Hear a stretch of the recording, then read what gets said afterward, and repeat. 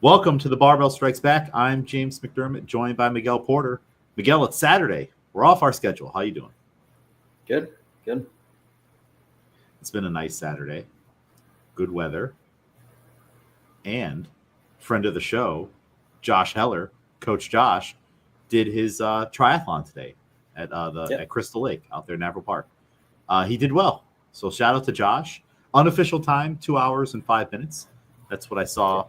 on there. I'm sure it's all calibrated and whatnot with the, Nice. the chip that he was wearing. But he killed it. Did great. Yeah, I was hoping to get down there after class, but yeah, I wouldn't have made it. By the time I would have left, they would have been done. So I think he was.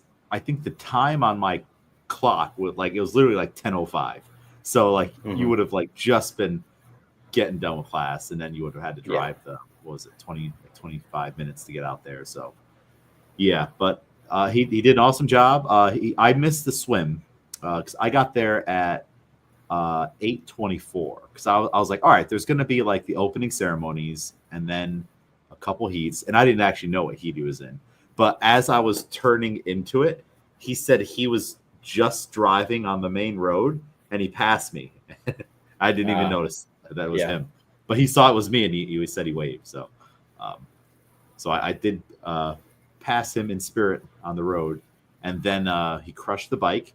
Bill Becker was there, and Dan Bubniak, both members of the gym, were there, and nice. we got to watch Josh come through the finish line, and yeah, all his hard work. He's been training so hard, you Oh know, yeah, yeah, swim lessons, getting in the pool, getting out on the open water, really, fine tuning his technique. And he was in the first heat, and he was on the bike on the road where I was going to the entranceway by 24 minutes, past 8. So he I don't know what his swim time was, but he smoked that swim yeah. That's awesome. around 20 minutes.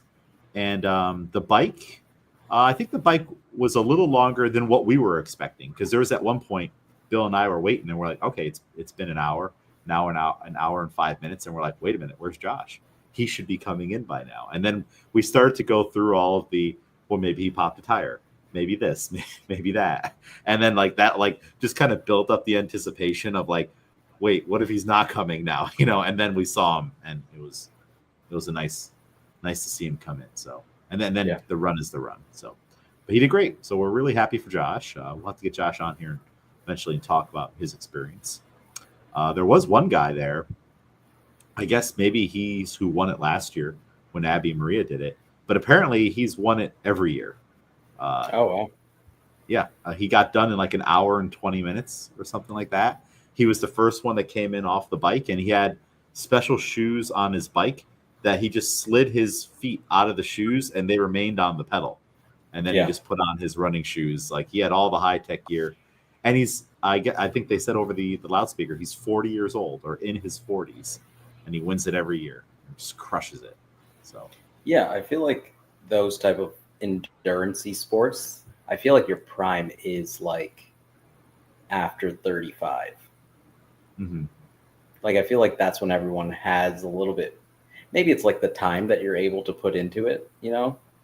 um, just those longer workouts that you have to do to like train for it.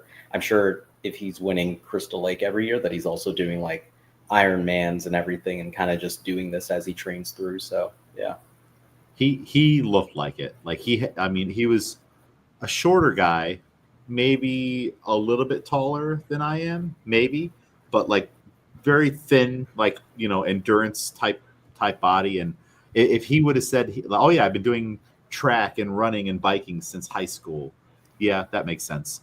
yeah, That this is kind of what you've been doing, and you are right. It's funny how it's different for each individual sport. You get older and you have more money, you can travel, you can do these races. It's not a big deal just to take your bike. It's the same bike every time, unless you need to buy a new one. You just keep going to races, just doing them. yeah, So it's a cool hobby. I appreciate it from afar, but I have no desire to do. I mean, one, I can't even ride a bike. So like actually, or like, no, actually, like I can't.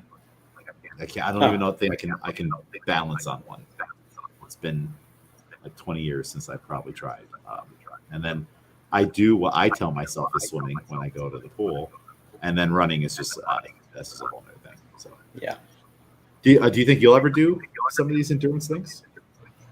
Yeah. I mean, ideally, I would honestly like to do Crystal Lake like next year or something.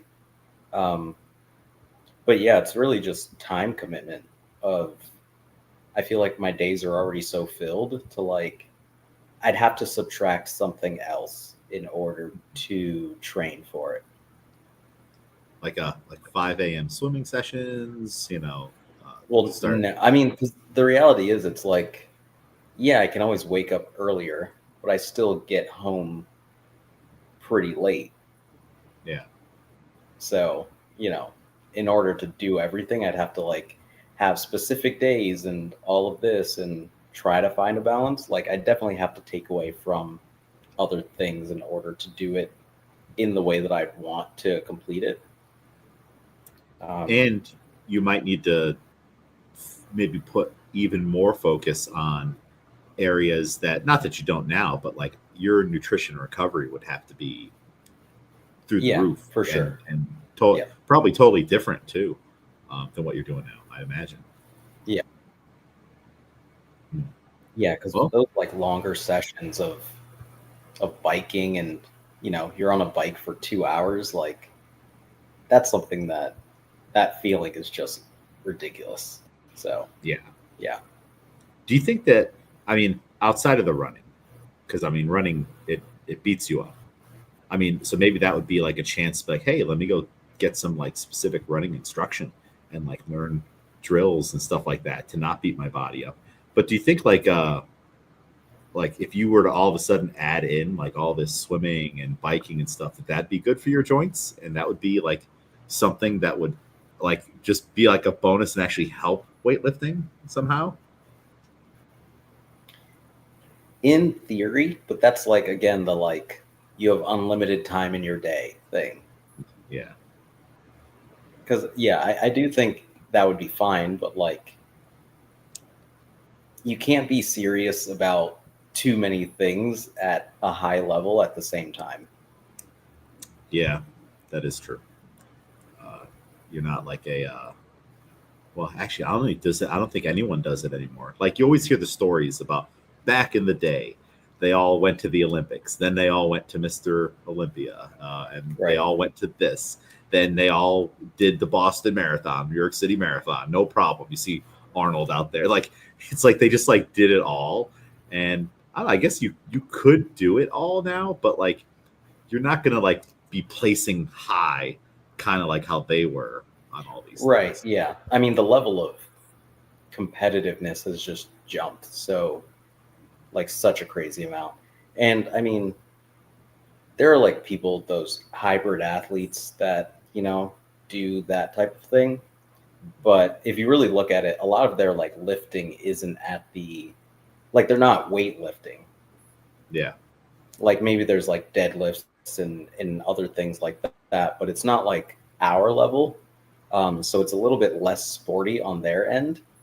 I don't think I've seen hybrid athletes do like weightlifting plus high rocks and running marathons. I think it's always like I do lift, but my main things that I compete in are more endurance based.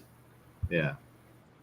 I wonder if it'll ever come back around kind of full circle where people actually like want to like do things like that, or there's like a select group of athletes who are like, okay, I want to do strength sports, so I do like powerlifting meets and I do weightlifting meets at like pretty high level or at least national level, like going to the AO and stuff like that. Right. And but then they also do like Ironmans, but then also, with a little bit of like window or something, they go step on stage and do and show off their physiques. And they organize their training in a way where one thing takes care of the other, kind of. Yeah. I think it's possible. I think it's kind of like training blocks though. Yeah. Like you would need to completely be not be completely done with it, but like ramp up specifically for this one competition. After it's over, you can still keep that type of training within everything, but as you go on to the next thing, you'd have to fully give another 3 months. Because I think it's similar with like bodybuilding. You need a long time to like genuinely get to the level of like, I'm going to step on stage. And if you're going to do all the work to step on stage, you might as well do it all the way instead of Yeah. like, you know, Wait, are you talking about like, because there's different levels of stage, like all the way is like where they're like just huge and they got the like it's not even like flat abs anymore. It's like, this like round ball of abs, what's maybe well, I that's think kind of too just much, right? overall, just doing a bodybuilding competition, right? Like, I don't mean like the highest level of it, but I mean, if you're going to sign up for a competition and you're just going to go on stage the way that you look when you're just regularly training, then what's the point of doing a Yeah. No, bodybuilding yeah. competition? No, yeah, Yeah. I agree. Yeah, you got to dial it in. You got to have like this little next level thing. You got to lean out, or you know, maybe you did it in a way where you're getting strong and you're bulking up, and then you're doing your weightlifting competitions, and then you start to slim down a little bit. But yeah, that would be Right. cool. Like you like divide your year up into like 3 quadrants, or 4 seems like a lot, but I guess you could do it too. Just once a quarter, 3 months. There's got to be people out there that can do that. Like at the beginning of every quarter, January to March 31st, they're doing this specific goal, and then they move on and they just kind of like go throughout the year on what they're doing. Yeah, I do think that is true. But again, I don't think that those people, like we said before, you're not going to beat someone who's all in on that one thing. Oh no, I don't think so. Like, it's Unless you're great like to be freak a part of, athlete. yeah, to be a part of each thing, especially if you enjoy them all. Um, but overall, if it's someone's wheelhouse and they're like, that's their thing, it would be tough to compete with that. Yeah, I think I think it would be a fun thing to do. Like, hey, I'm going to do this one time. That's how I'm going to break up my year. I want to do it like how people used to do it, back in the day. And I'll pick these sports that I want to, focus on for like a quad and or a quarter, and that'll just kind of be how I break up my year. And it keeps me entertained. It's changing, maybe CrossFit's in there too for somehow. Yeah. Um, and then it would be interesting, like if something like that caught on, to see how it would develop. Like once there's like money involved, and like there's like, okay, there's something to win if you do them all and place a certain way, because you get points for this thing and points for this thing all throughout the year. That would be cool. I mean, that's a lot of work. Yeah, I think it's kind of like the similar situation of like for the people running that, because Yeah. I mean, you make more money when you specialize in something, right? Like if you're like, this is what we are, it's simple, this is what we do every time, it's easily replicable because this is it every time. If you have to like run multiple different types of events throughout the year, then there's like more margin for error. But yeah, I mean, overall, we're talking about like heptathlon in track and field, Yeah, just like something. longer. Yeah, something like that. Like the other closest thing I can maybe think of is like with Spartan. Like you do these different level races and they just get bigger and longer and the obstacles change, and then you get your like piece of the big medal that Yeah, you could put together to make one. Hmm. Yeah, I guess like the simplest way would be like, all right, let's just all like, all right, y'all, you run a track meet. All right, well, I run a weightlifting meet. Let's partner up. And if you do yeah, yours and mine, you get a discount. And then we just like, that'd be like the simple, easy, just fun way to do it. I don't know yeah, how it like evolves into something like there's high rocks now and like something bigger. That's more work than I even want to think about, yeah, but it does yeah. sound like a fun idea, just something cool to do. But I mean, hey, anyone can do that on their own personal type of thing. Right. I mean, you're kind of doing it like you've done weightlifting meet this year. Um, you got a CrossFit. competition coming up. Plus, you did the Open. I don't know. Are you doing any other sports this year? Trying not to. Try not to. Or try not to. So I did a swim meet. I did the Open, and I'm gonna do a weightlifting meet this year. So it's like you can like just do it uh, on your own in like a Yeah. small little way. And I think it's cool. It's a cool thing.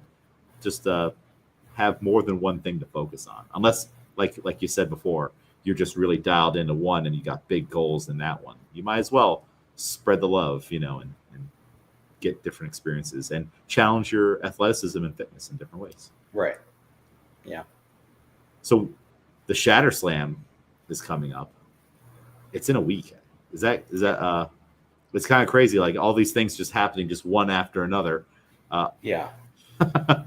do you feel prepared? Sure. I mean,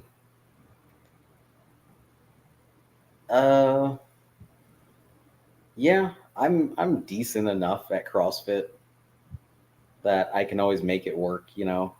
Um, there are some elements that I'm more worried about than others, but overall, it's like this is my first CrossFit event since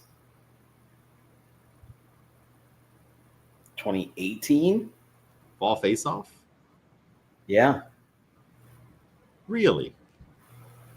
Well, remember the 2019 one? I was just head judge because I had just come off pulling both hamstrings. Yeah. So yeah, I don't think I've competed in CrossFit since 2018, other than like opens. Wow. Yeah. Okay. Yeah, because there were a couple Sona slams in there too, but I don't think you did any of those. No. Wow. Okay. So it's been a while. Dusting off the old. I mean, they're the same shoes, probably. Yeah. Just the whole. And the open's cool, but this is different. This is Yeah. teams. This is you can see the other teams. There's a briefing. It's the whole thing. You're teamed up with Mike Mickery. Yeah. And then our other team from the gym is Chris Wen and Schaff.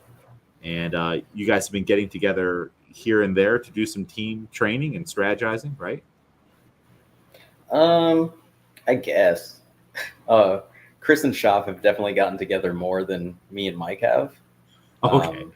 I actually in my head had this whole elaborate thing of like you guys got like spreadsheets, you guys got the thing like I thought this was It just more kind of elaborate. worked out. I know that Chris and Schaff definitely wanted to get together. They kind of just caught me at the gym one day. And while I was there, I just had them text Mike and tell him to come also. So that's when we did test out that first workout. And then, yeah, for me, it's more just like, oh, is everyone here right now? Then we might as well throw Yeah. something together. So we've tested two of them in a sense. There are only 3 workouts next week, but we tested 2 of them. I think Schaff and Chris have tested each one, I think, maybe multiple times. But yeah, I think it's definitely different with a partner. The open, I kind of have the same mindset of like, they're going to get whatever me shows up, but I'm pretty Yeah. good at like, when the clock starts, I can just go. There's definitely going to be a different element with partners, just in the you go, I go. Oh no, that barbell's been sitting for a while. One of us should go. That type of deal, and just kind of breaking up the work and who's weaker at which thing. Should the weaker person go first? Should the on Yeah. different elements. So yeah, but we've tested a couple. I think it'll be okay. There's some things I just want to see where I'm at with before Saturday, but I don't think I need to like do a run through. I kind of don't like getting too much into the head of like, I do 5 reps, you do 5 reps, I do 5 reps, you do 5 reps, because things can always change on the day of, depending on how each person feels. So as long as you're communicating within workouts, I think, it should be fine. Yeah, I think so too. And a dry run is is okay on some events, then other ones are just kind of like, I am like literally going to test it right now. Like Yeah. like, because you could also get like in a bad headspace doing the workouts too many times, and then maybe you start your performance starts to decline a little bit, or Yeah. you start to like over analyze. All right, Miguel, you should do 11 bar muscle ups, and I'll do 9, and then I'll do 27 of these, and then you're like, what number are we on? Like, because we picked Yeah. weird numbers, so it can definitely get crazy like that. And also, if you do that, it kind of, you don't have the other part of the other team's data yet either. Like, because you might see the team right next to you that you're competing against, like that guy holds onto the bar a little more, and then if you break, that could put you behind. So you might as well just keep going. Like, you might just Yeah. like, it might turn on. You just stay step in step with that guy, or you hold on. You get an extra rep, drop it. Mike picks it up, and then their transition was too slow. Like, so there's all kinds of in the moment things that you just have to react to and do. And I imagine you guys will be good at, or maybe not. Maybe you don't plan to, on just being aware of the rest of the field. Like, are you going to be like, if Mike's going, are you looking side to side and see what other people are doing? To a degree, I think just in not even boredom, but yeah, kind of in like, oh, I'm resting. What's everybody else doing? Or like, how does everybody else look? Is this Yeah. crushing everybody else as much as this is crushing us? Or, but there are also 19 other men's intermediate teams, I think. Oh wow. So I think we'll be spread across heats and all of that as well. So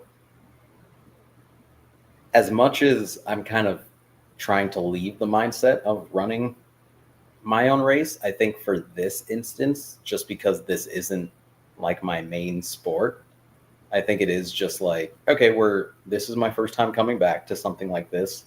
Let me just do it, work hard, but I'm not really trying to game. I don't even know like what that would look like. Yeah. Like if we get to the last workout and like we could potentially be in a podium spot, like that's when, that might happen. But otherwise, I'm kind of just in it for the little placard that has our team name. Yeah. The fun of it. And if you are in a podium contention and you see all the other guys are doing singles, you're like, well, it's time to lock in that grip and start Right. repping out a little bit, So that's always things like, all right, who's willing to hurt just a little bit extra, and that could make the difference for sure. Any What are the workouts? So like, I know there's a weightlifting one. I actually don't know what the other ones are, and do you know the order? I assume they're going to be in the order that they released them. So the first workout, this is also the first one that we tested. It's a chipper. You're just working your way through. I believe it's a 13-minute time cap, and it starts off with 20 deadlifts and I'm just going to say the men's intermediate stuff. It kind of varies depending on which division you're in. Yeah. But 20 deadlifts at 245 into 30, yes, I believe 30 pull-ups and 40 burpees over the bar and 100 double unders right in the middle. Then after the 100 double unders, you're working your way back out. So back to the 40 bar facing burpees, 30 pull-ups, and then, 30, 20, which one was 20? I may have messed up somewhere. 10 deadlifts? No, it is 20. 20 deadlifts. So yeah, 30 pull-ups on the way out, and then 20 deadlifts to finish as well. That's on a 13-minute cap. Okay, and you can divide that up any way you want to, or is anyone responsible for doing, like, you both have to do 100 double unders, or is it just This one is, you can break up however you want. So no minimum work requirement for each partner. Yeah. Well, Yeah, that makes it interesting because you could have the deadlift horse on your team, but he struggles with double unders. So like you can make that work. Right. And since it's the first event, you can kind of, it could be a good thing or a bad thing. All right, if you had your guy do all the deadlifts and then you did all the double unders, well, the next event, that might hurt it a little bit. So Yeah. there is some strategy already going into on just making sure you don't burn either partner out. Make Yeah. sure you divide things up. It doesn't have to be even. It just has to be not, detrimental for the rest of the Yeah. day. It just have to, you kind of got to work off strength again, like you said, with the knowledge of you have two more workouts for the rest of the day. So I wouldn't sell it all on the first one. Yeah. Although I do like the idea of that, like the team that's gonna be like, let's go hard every single event. Yeah, and you will have maybe, honestly, I wouldn't be surprised if it was like 2 hours between events, maybe even longer. Um, we'll get all the final stuff this week, they said.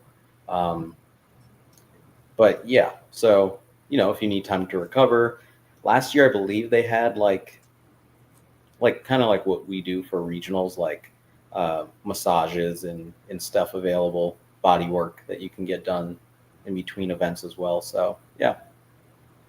Nice. Yeah, and you got to plan all that stuff out. Like what are you gonna refuel with in between events if you know you're gonna have that kind of a time, and if they give you the heat assignments right away, and have they said anything on if the heat assignments will stay the same throughout, or are they going to reshuffle at times?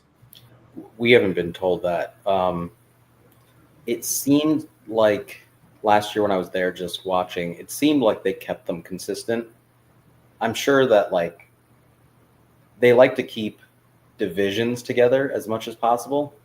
Um, so maybe they might try to fit as many. Um, maybe do like two separate heats of men's intermediate just to Yeah, have everyone kind of going at the same time. I and think that's they only have, easy too when you're setting up all that equipment and whatnot. yeah, Not to move it all around. I think with men's RX, there are 8 teams.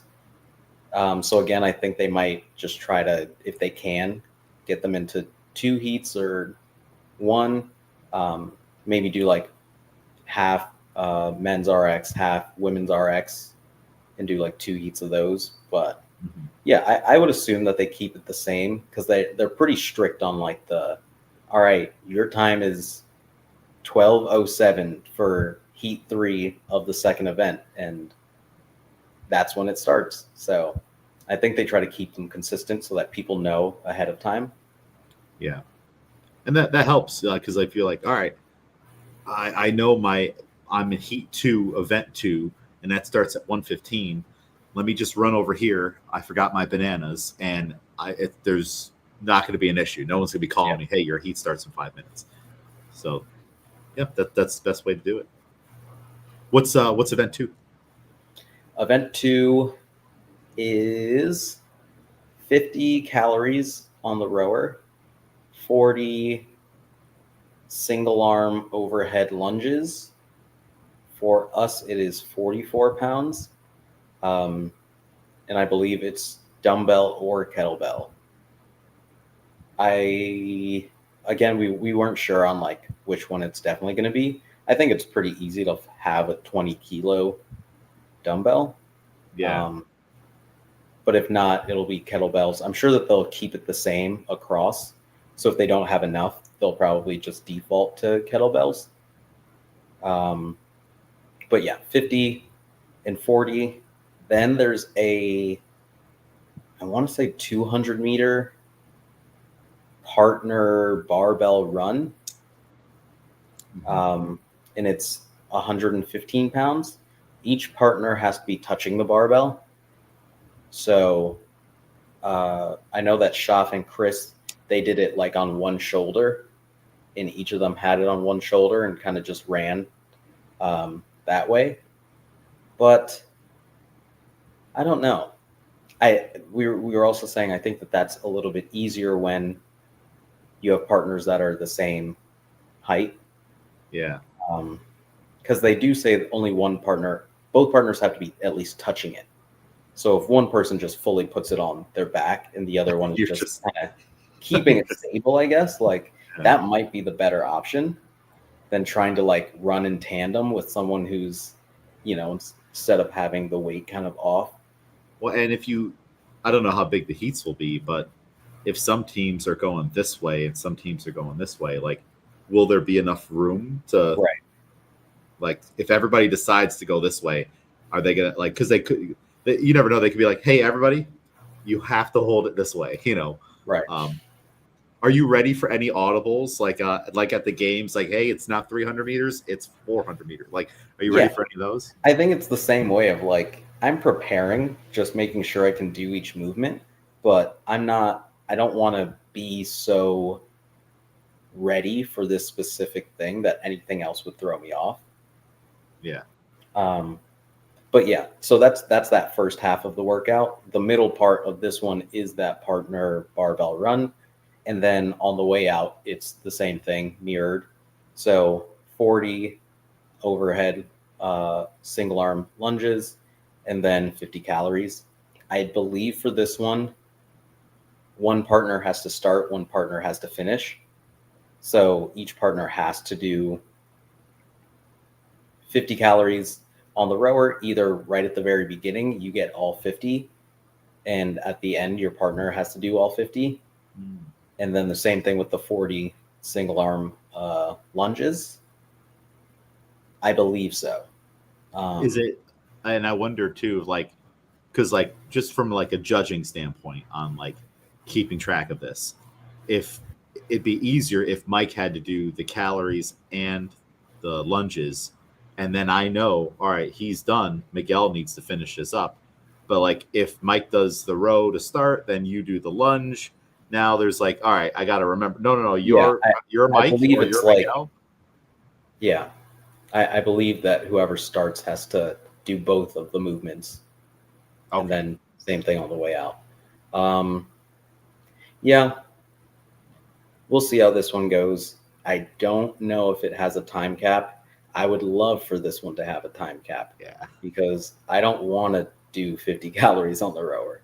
Um, Yeah, I'm trying because I know I wrote a note down here. Are there any things that you're not looking forward to or anything like that? yeah, And it's the row I know is the problem.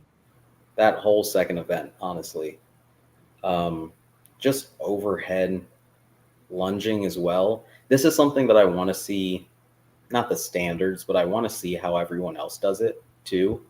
Yeah. Because I want to see like what does locked out look like, or does it have to be locked out, or does it just have to be overhead? Because those are to me those are two very different things. Um, Well, and they just had problems with that. I think for the CrossFit semifinals, right? With like the dumbbell, like what is it? What do you have to yeah, do? right. Yeah, but yeah, I would say that that's the event that Whatever I'm gonna happens, be happens. there, and I'm Yeah. gonna do it. I don't know if I'm gonna do my best, to be honest, but I'm gonna be there, and if I have to do it, I will do it. Yeah. Well, and I mean it's a pretty good workout for Mike because he Right. can horse through the rower. Like if he I guess like you got to figure out, is Mike the anchor on that workout, or is he starting you guys off with a big lead and then you're gonna put max effort to finish it out? Because I don't think the barbell run would take away from you coming back into that too much. Right. Um, yeah, I think if there is no time cap, I think Mike has to finish it Mhm. because I'm gonna do what I'm gonna do, even if Yeah, I do have it in me of like, yeah, I can kind of go, but 50 calories is like I don't even know where I would begin in like now I go. yeah, But Mike is like he could do majority of those calories in like a sprint style. yeah. I mean, he can get up to 2 calories a pull when he wants to. Like Yeah. he's just got that power, because it just have if he just starts putting his upper body into it as well. And the lunge is going to be interesting as well. I think for both of us, it's Yeah. going to be interesting. Like if you were going to make a workout, like, hey, I guarantee you Miguel's going to hate this workout. Let's make actually the only other thing you could do would be like, let's throw bike calories in there too. Yeah, Like, that honestly, I'm just happy that it's not the bike. yeah. I'm having a flashback to last year's off season when we were doing calorie bike and dumbbell push presses and push jerks and stuff. And also trying to, if anything, your lunging pattern since last year's off season has come a long way. Yeah, So this is actually good that it's not like you haven't been working on unilateral strength and development. So yeah, um, it'll be interesting to see if that helps you during this. I think hopefully if your shoulder and lockout is having a good day, I think the lunges could be surprising maybe. yeah, yeah. So there's that. That is workout 2. And then the third workout, you were there when we kind of tested it as well. Um, it's a 9-minute running clock. The first 3 minutes, again, this is just men's intermediate. The first 3 minutes is a barbell complex, as many reps as possible. In those first 3 minutes, barbell complex of 2 hang cleans and 1 shoulder to overhead at 155. Okay. And that you can break that up with your partner however you want. You can go kind of unbroken or like kind of touch and go. So you can go straight from a shoulder to overhead right back into your hang cleans. You can drop it, you can get it to your partner, but the first one has to be a hang clean. This is it's a good weight for both of you. I mean, it's not. I think anything lighter than that for both of you, you might run away with it. But like that's a weight that I feel will be challenging for a lot of the intermediate guys. But you guys can throw around 155. Like I'm remembering way back in like January or February that one burpee deadlift workout Yeah. that you guys were flying through. Um, yeah, I think that's a good weight for you guys, and it's a Yeah. good weight for the field to like for you guys to do some damage on that one. In 3 minutes is long but short at the same time. Yeah, I said the biggest thing with this one is not letting the barbell sit by itself for too long. yeah. Yeah. And we were kind of thinking of, okay, maybe we do 2 and you do 1, and then I do 2, you do 1, and maybe 1 and 1. But again, I think I'm going to do it off feel. Yeah. And Well, I then, mean, because you guys are both good about getting in like a rhythm of like you both have good barbell cycling, and you can yeah, get in a rhythm where like I feel like either one of you could like black out for a second and just have like done a decent amount of reps. And I think that it's a weight and a format where you might see a lot of other teams just start to they could have but they didn't right. type of a deal. And so I think you guys will have an advantage going on this one because Yeah. you guys that's the kind of pain that both of you will just I don't know, for lack of a better term, just get madder and madder and keep going, Yeah. or just power through. It's a different kind of pain than the other stuff. Yeah. And then once the clock hits 3 minutes, from 3 to 9, you're just maxing out that same complex. Your score is combined totals for each partner, so you don't have to hit the same weight. Each partner can hit a different weight. Only issue with that second piece is going from a bunch of powers and potentially having to squat. Mm-hmm. And you just did the lunges. Yeah. But I do think just when your body gets in that rhythm of powers, and then especially like hang clean as well, like you're going to have to bring that bar pretty high. So that transition into can I even squat these right now um, is going to be something. And that 3 minutes, I feel like, is going to feel long. But that last 6 minutes, I think it's going to fly by, especially as you're changing weights and your partner goes, and you might be trying to hit heavier than your partner, but you want them to get their full attempt so that you can maximize their weights. And I think you got to take monster jumps. right. That's also what I was saying, where it was kind of like we just did a bunch of reps at 155. Where is your ideal number that you want to hit? And maybe Yeah. we almost go straight to it, or maybe Like, can one. Mike go to 185 after 155? Yeah, yeah, Yeah. I mean, I don't know if there's any value, or it's just like beyond both of you to hit anything between that, you know. yeah, And for you, you could probably go right to 205. yeah. I was testing that today.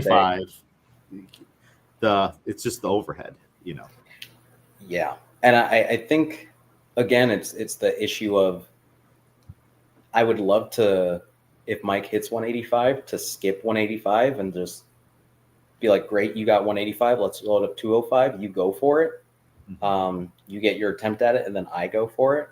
But I just want to make sure that my body is good. Yeah. You know, because I don't want to get to a point where now I'm failing because I can't hit that full squat, or I can't bring the bar high enough, and it just feels weird to get that low.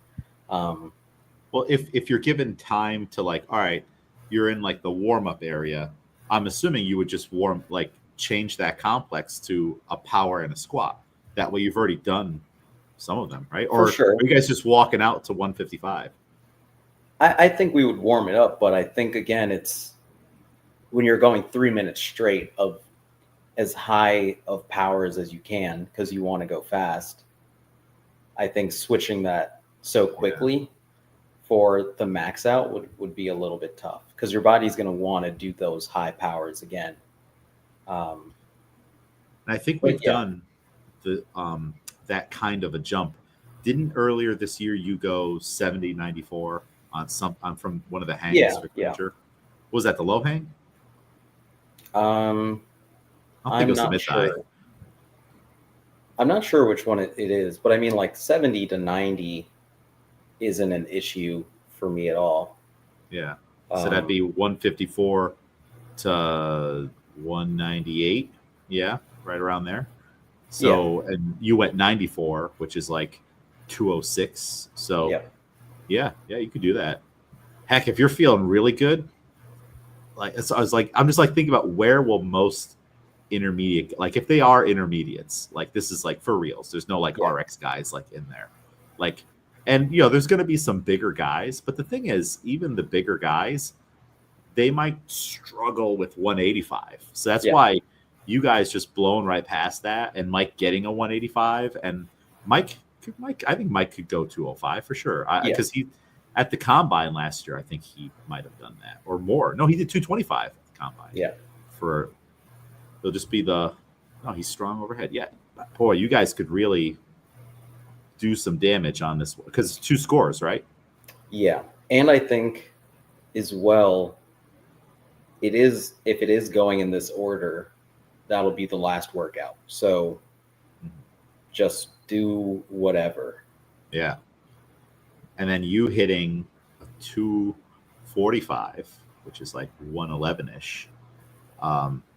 That like there's like weights that will be like separators. Yeah. Like, all right, like out of 19 intermediate, like only 3 were able to do at this weight, and then this weight. You're like, because people don't train the clean jerk like you do.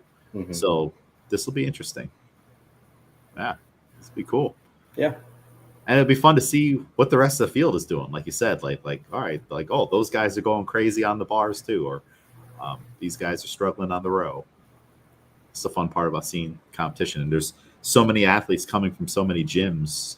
From what I saw, it looks like it'll be a varied field with like, it's like, all right, it's not just all, teams Right. from this one gym. Exactly. So that's cool. I think you guys are going to do really good. Podium. We're going for podium. Of course. I mean, we'll see what happens. But Yeah. um, with so you've done that, and then Schaff and Chris have been doing their prep. I wonder, and they're also in the intermediate field too, Yeah. right? Okay, so they're your competitors now too. All right, interesting. Yeah, to a degree. Hey, I once honestly like they were running through some things today, and I was just honestly kind of coaching. Um, and I feel like that's how it'll go. Like if we get different heats, um, I feel like we'll probably just do something like that. Um, just because I don't know, they might be our direct competition. I do think that me and Mike will have them on some, and they will definitely have us on others. So you never know how close it'll be at the end, I think but that middle workout's a good one for them yeah, with agreed. the row and the bar carry and whatnot. The first workout, I kind of feel like the first workout's like anyone's game. You know, it's a nice. Oh, we crushed them. Oh, you did? Okay, all right. Yeah, because we tested it together. So, Okay, and but then I think they ran it together again. So who knows? Maybe they came up with a better game plan. yeah, yeah. It's like you never know what to expect, and then the game day, everything's different too. Yeah, It's almost like it's like when like you're in the back warm up room and your lifts feel impossible, everything feels heavy. Then you go out there on a competition platform and it's different. Like yeah. you're just you all of a sudden unlock this new ability. Um, but yeah, after this, um, they have the Avitas competition as well, which I think it's teams of four, two male, two Yep. female, in Yep. end of October. I think So October 25th, Capital yeah, Region Rumble. so I think if people see us doing this and they think it looks cool, we can maybe get some other teams from the gym to come together for it. Yeah, I think so. We got some peeps that are in the competition mode. You know, they want to do stuff. I think we definitely could. I think is registration open for that? I I don't remember think so. I remember sharing something, but I don't remember what I shared. Um, I think it was just like another get ready for. a They teaser. did have a good infographic on like what division should you sign up as Mhm. based on your level at some of these movements that I Yeah. thought was really cool. But yeah, I doubt that registration would be closed for it. Yeah. No. Oh yeah, yeah, yeah. Maybe I misspoke. I meant open. If it's Oh yeah, yeah, I do believe it opened up. Yeah, oh, okay. All right. So they must be in some kind of early bird mode yeah, or something for it. Cool. Yeah. Events are fun. I'm going to be stopping by. I want to watch it. I want to see you guys go. I will help in any way that you need me to, of course. Um, but it'll be nice to be at an event and be like, oh wow, look at them moving those ballistic blocks. Oh, look at them yeah, doing that. When I'm like, just not have to. yeah, yeah. Although if I'm asked, I would help. So, or if help is needed, of course I would help. But it's just it's fun to go to events and like not have anything in the back of your head of like I have all these things I need to do right now. You know, Yep. um, just get to go and watch. Do you guys want the pants, the Normatec pants? Will those Uh, be needed? nah, we're They'll probably have fine. those. I mean, Have yeah, those we there. you can check with everybody as we go through the week, but Mhm. probably fine. Okay, and I'll check in with everybody too on what's everybody's plan for Friday in Barbell Yeah, Club, since the majority of you are actually Mike should just come to Barbell Club on Friday. yeah, That's what we should do. And then we'll have them trap them. Well, I'm excited. I think it's gonna be fun. I think you guys are gonna all kill it. I'm interested to see how. Really, I want to see how the barbell carry is gonna go. And I haven't been out to that gym. Don't really go out to Clifton Park that often, so that'll be they typically do a nice. field event, so maybe that one will be outside. Oh, okay, yep, whole thing Yeah, outside. I wonder because it is interesting. I mean, like it's cool to end on a strength event because then you can get like that big PR or big weight right. moment, you know. So that's like another way to like end on a highlight. Do you think there's any kind of risk, or have they ever done like in the past on like, all right, final four teams, it's this close, last event, like we're gonna do this, and it's a short little thing. Yeah, I was looking at it, but I think because of the way that it'll, with just 3 events, I mean, like the third one has that like kind of 2-part element. I don't think it'll be that close. Like you might have to crunch numbers after the third event just to make sure, but I don't think there'll be like really any ties.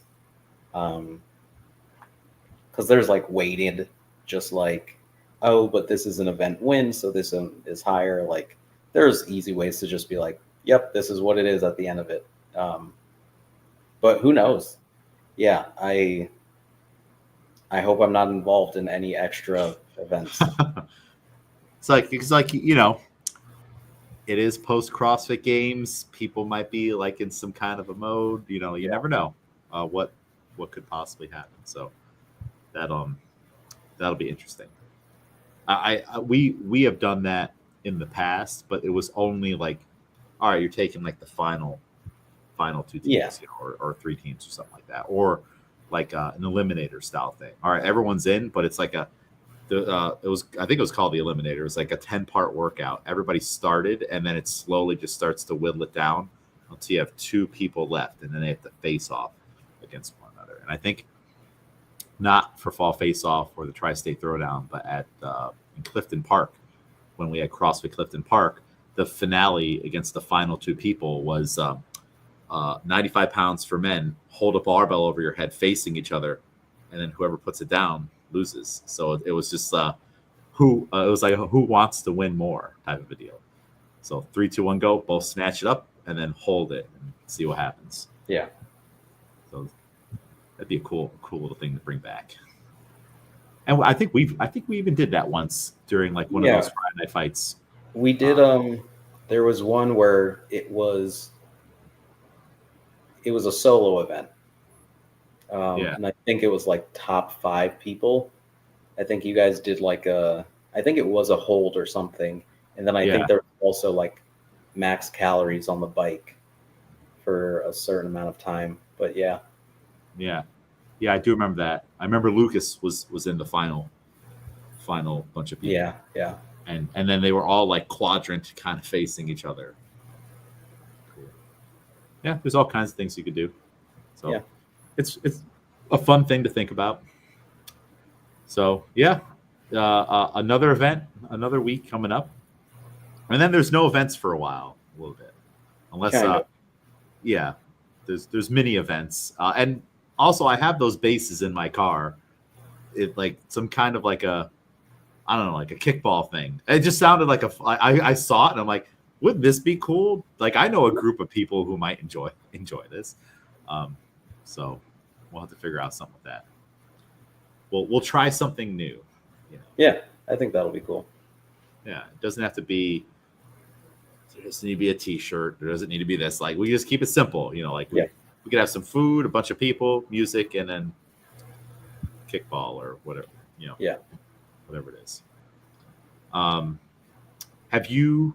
So you actually? Well, any other thoughts on a Shatter Slam? No. We're gonna do it though. We're doing it. Yeah, we're gonna do it. I think it's fun that you haven't done a CrossFit competition since 2018. So, and this will be the return. The return. You've done many weightlifting meets since then. Yeah. Oh boy. So the other thing I want to talk to you about was the skier. Have you played around with the skier yet in any classes? No, not yet. Not yet. We still have to find a home for it. Like I'm thinking kind of one on each side of the TVs. That way they're kind of like static there and like put more separation between other things than the TVs. Yeah. And then the rowers could kind of go off on the sides and then you could pull them forward and back. I played around with it twice last week. Once with Nikhil. I only had him in class and I was like, I'm going to bust out this skier. And then the next day I did a warm up where you would be on the skier for a minute. You'd be on the rower for a minute. you jump rope for a minute, and then you do burpees for a minute. So like if that way, if I had a bigger class, I could just funnel them through. But the main focus is the skier. I only have 2 of them. Yeah. So if I have 6 people, I need, enough stations to cycle those people through. Yeah. And it's fun. I'm realizing that it was one of those things where I'm like, boy, I haven't had to teach this in a really long time. Like we're talking like 5 plus, maybe even close to 10 years, like a really long time, because Yeah. we essentially didn't have one. Like, okay, there's been one at the other end of the building, Right. but that kind of doesn't count. Like we're never going to use it year after year. So, and it's a pain in the butt to get it up and down those stairs. So we're not just going to bring it down for a day and you only have one. Yeah. But now that we have 2, it's been fun to like relearn about the technique and what you have to do, and then also kind of get out of the coaching comfort zone and be like, all right, I have to explain this to a group of 6 to 8 people, and I haven't had to do this in a very long. It's essentially a new piece of equipment that we're all learning together, and that was an interesting experience. On like, where do I need to put everyone's feet? What does it look like for all these different body types? That was like a weird thing too. Yeah. When everybody's on the rower, I can see tall, short body, all these things. But on a skier, I was like, boy, I have no idea where I should even be prioritized looking right now for all these different body types. Yeah. So I just tried to focus on, of course, like hips, posture, and then what are the arms doing? So it's been very, very interesting. We're gonna, at our next coaches meeting, spend some time with the skier, because if we're gonna have them, we gotta talk about it and get some practice. Finding progressions has also been a little harder too, I'm noticing. Like I've done a cursory view, but even like just looking up rowing progressions, you find it right away. Legs, body, arms, body, legs. For the skier, it was very different. I was like, where's my 5-step progression for the skier? And I haven't found one that like it feels like a cohesive thing. It's more of like, well, let's talk about what the arms do. And I'm like, great. But what about like, how about am I doing arms only, then arms? So that's been really interesting, just finding stuff out there on like progressions for it. It kind of feels not a neglected piece of equipment, but like even in the grander scheme of CrossFit, I kind of feel like it's a novelty to have one.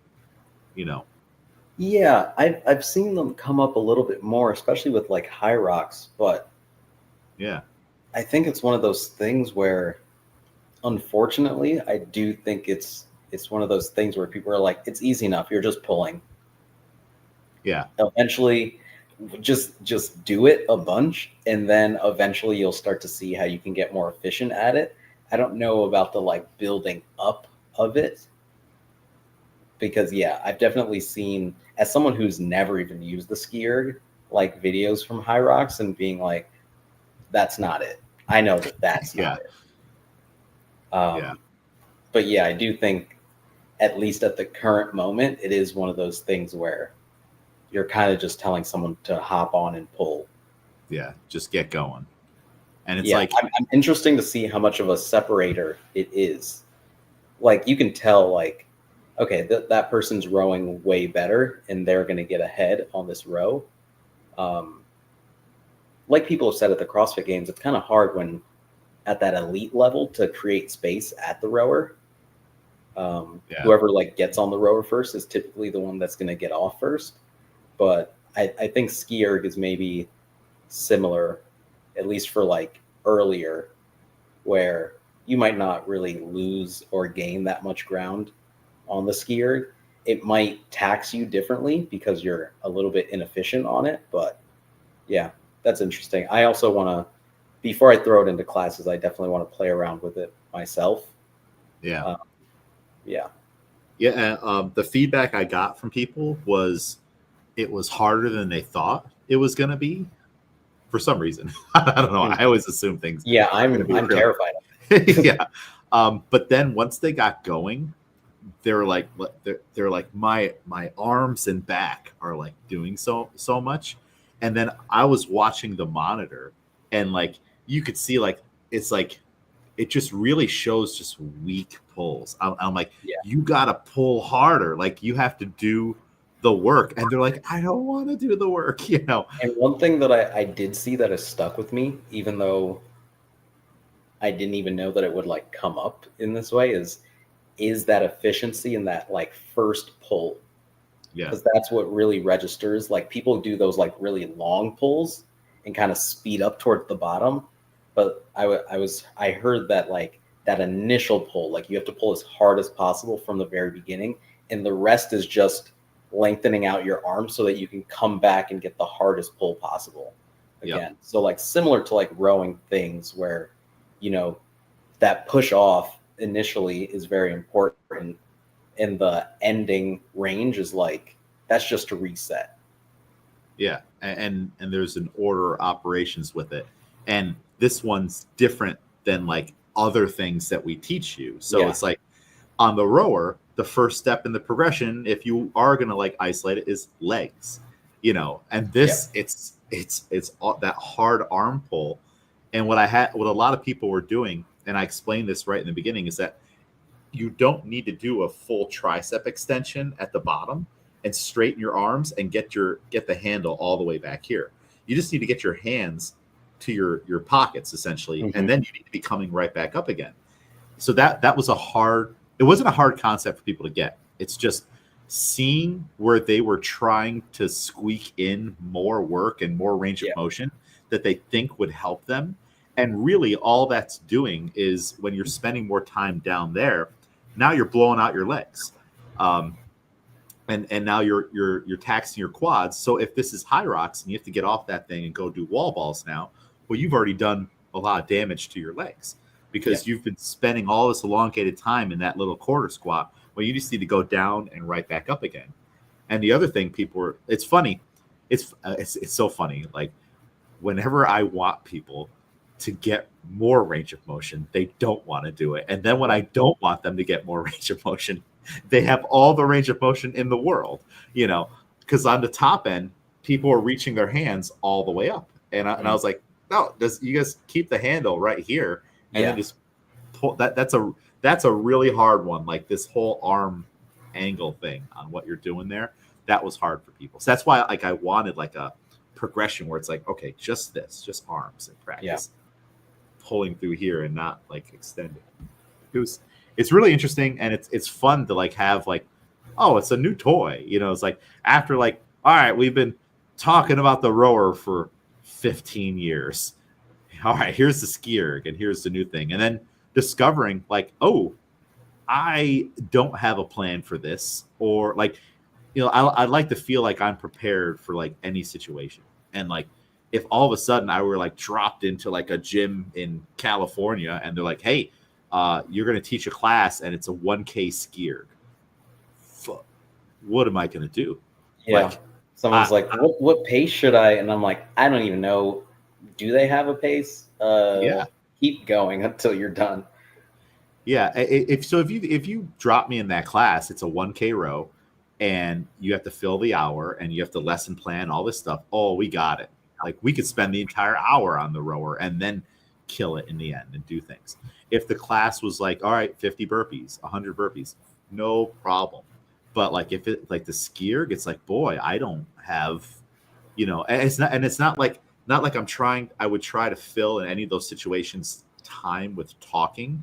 It's just I have drills and skills and things we can do, and then I know how to coach those things.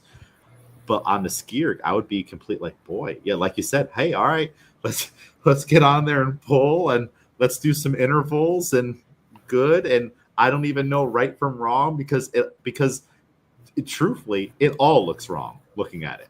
When I'm watching people ski, I'm like, this looks like the most wrong thing I've ever seen. So how do I even begin to fix it? You know, and it'd be the same thing with assault bike versus Concept 2 bike. Mm-hmm. Very, very comfortable with the assault bike. There's so many things we could do in practice But on the other bike where there is no arms, I don't know how to use that machine. You know, at a gym in Long Island for one of the weightlifting meets, I went down there, I hopped on it, and it was super uncomfortable, and I hated it, and I got off it.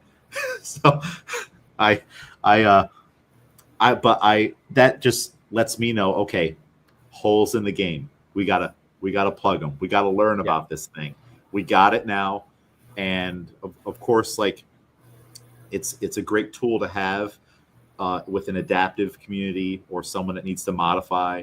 But I need to know beyond that too, on like how to do the full thing. So, Yeah. and I think we all do. You know, that's a huge hole in everyone's game that we got to learn this machine, and it's one of those things where it's cool because it'll just make us better coaches, right? Yeah. Another tool in the toolbox on where you could use it for warm ups. You can have it in your back pocket as a scaling option for X situation. But right now, would you even know what the correct, all right, they're doing a 5K row. This person can't row, but we can do a ski instead of a bike. What is it? I honestly can't tell you. I don't Yeah. know. I haven't looked into it yet, you know? But I need to know it now. And you need to know it now. We all need to know it now. So we're gonna work on it. And it's kind of exciting. It's fun, right? Like a new thing. I'm trying to remember. I guess the last one would have been crossover doubles and singles when they did it in the games, and then it started pop up in CrossFit classes. Okay, I got to learn this now. I got to figure this out. What are the cues? What is that? I think that was the last thing, kind of like that, right? Yeah. They've done some like more play things, but they're all movements that like they did the it was just dumbbell split snatches and Oh split yeah, kicks, yeah, but you have to go like you have to switch your feet every time. Every yeah, time you switch arms, you have to switch your feet that were going forward as well. Um, yeah, yeah, I yeah. was in- And even with that, like I bet, like if it's like, hey Miguel, it's going to be 100 of those. Make a lesson plan. You'd be doing split footwork. You'd be doing all the dumbbell works. You'd put them together. You might even do some like dumbbell split jerks just to practice. You know, like getting the dumbbell. Like there's just a million things you can do that just think of off the top of your head. And I was thinking about the skier, and I'm like, boy, I got nothing. Like I don't like that. yeah, So we'll figure it out. There are a lot of cool drills that I did see on like of course like you could have everybody do it seated, and maybe that's part of your progression just to learn the torso thing and the arms, and then you get the legs involved. But then they also had ones where like they were skier squats where you do an air squat as you pull down. So like you're taking your body through this full range of motion. But the thing that wasn't in the video is like the why. Like, okay, right. this drill where you're doing this squat, it's like this is just to teach you what it would be like to use too much legs, or like this is why you wouldn't want to do it. Do you feel that? Like, I don't know why. Like, so I don't know. I got to do a deep dive on Concept Two's website because this is information has to be out there, I would Yeah, imagine. for sure. And it's not like this closely guarded secret. It's just I've never looked for it before. Yeah, So it's like it's kind of like you buy like a new red car, and all of a sudden you like look at all the red cars out here. But like you weren't like aware to be looking for it.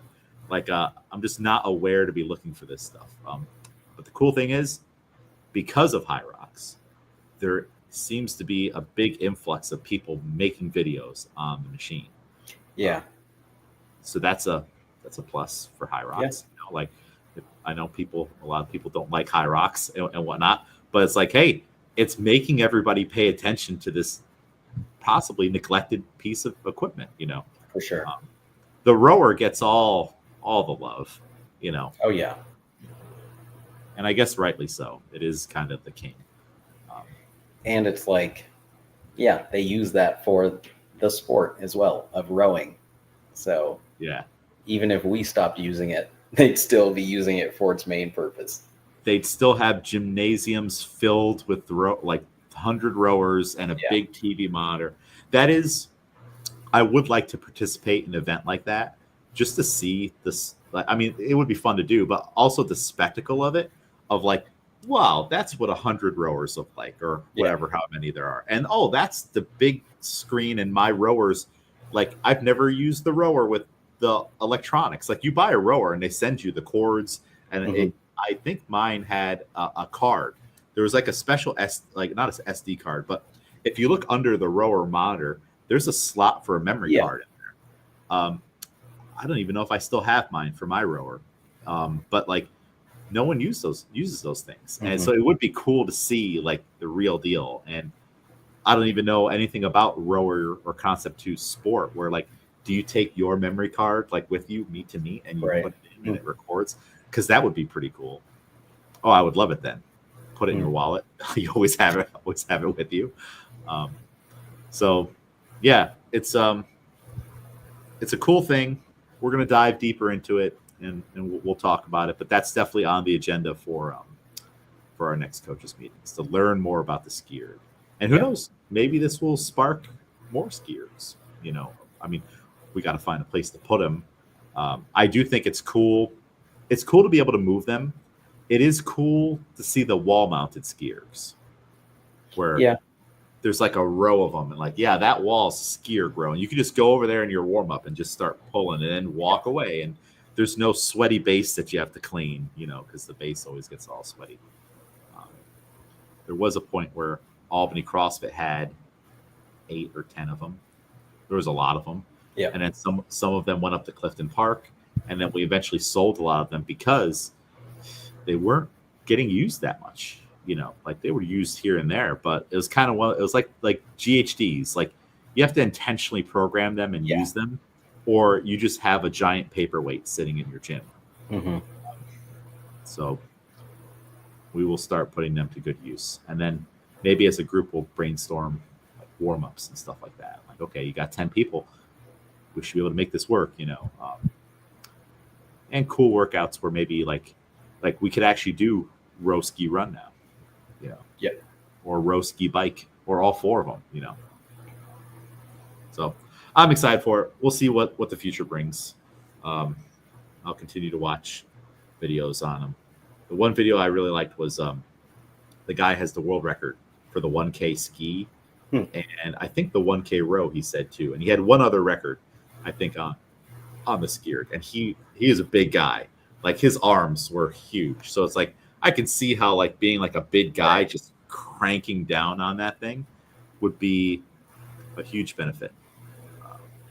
And I also want to know if like another difficult thing will be trying to develop cues. Like how do I make this make sense to you? Like Yeah. I was telling people, like, you know, when you have a towel and you go to to wring Yeah. it down, I was like, imagine you're doing that. And that's all I had. That's as far as I got with it. Because I was like, well, I haven't used it enough to know, like, what are my legs supposed to feel like they're doing at all, you know? And in the videos, they were talking about crunching and using your abs to pull it down. And that reminds me of, like, you ever see the guys in the Global Gym where they have the Yeah, rope that's what I was just thinking. Yeah. and they're doing stuff like that? It's got to kind of be like that. But and like, it was weird because like that goes against everything that I would want on the rower, on like with things being organized and stacked. So it was like, you know, when like you put into like a computer program 2 conflicting things, it's like does not Yeah. Right. compute. Like, Dan, crunch your abs, and then he starts to round his back. But no, don't, you know, but don't do the unholy thing, you know, even though flexion of the spine is a completely normal thing. Yeah. It all, maybe this is also points out like a thing of being like hyper focused on it being one way and not allowing it to be another way on other movements. Like even the ab mat sit-ups, it's like sit up with a tall chest, but like, you know, like I've been doing myself so many flexion things, and flexion's not a bad thing. With 225 in your hands, all right, no, not a good idea. But unloaded, there are situations where it's okay. So this will be a cool journey that the entire gym goes through, and then we'll see how many classes until people start getting sick of James wanting to use the skiered, and then Miguel's using the skiered, because the only way for us to learn how to coach it is to make everybody do that. Yeah. Do it right. So finding opportunities where it will work will be fun too. So awesome. Well, we will venture down that road at some point. Miguel, good luck at the Shatter Slam. Good luck to Mike and Chris and Schaff. I know you guys are going to kill it, and we'll talk about it when it's done. Congrats again to Josh on the triathlon. So look at that. Everyone's just killing it. 2 weeks of just kicking butt. We like it. Any closing thoughts on anything that we've talked about? No. Yeah. We'll see how this CrossFit competition kind of impacts my next kind of training after states, I guess. Yeah. We're just going to go full-blown CrossFit. Just not tell everybody. We kind of did it we did it a little bit where it's like, wait, are we doing Metcons? Yeah, we're doing Metcons. Yeah. You know, it was different, but I don't even, at this point, I don't even know what we're doing in the off season. I had an idea, but my idea keeps changing a lot at this point, just on where everybody's at. And I don't know. I'm not even like thinking, I think I need to not even like pin something down until after states, you know, because we're going to have a week off and whatnot, and then get some feedback from everybody.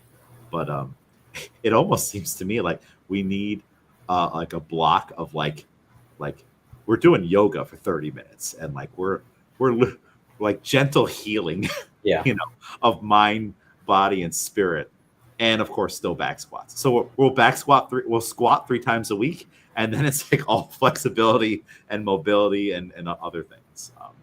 Maybe that's what we need. We need healing, right? Because we are getting beat up, really beat up. So we need to make sure it doesn't keep happening. So, all right, cool. Well, Miguel, where can people follow you? On Instagram at Couldn't Be Miguel. Miguel, follow me, James A. McDermott. Follow the Barbell Club, Albany CrossFit Barbell Club, Albany CrossFit, the Barbell Strikes Back, and we will talk to you again soon. Later, everybody. Thank you, Miguel.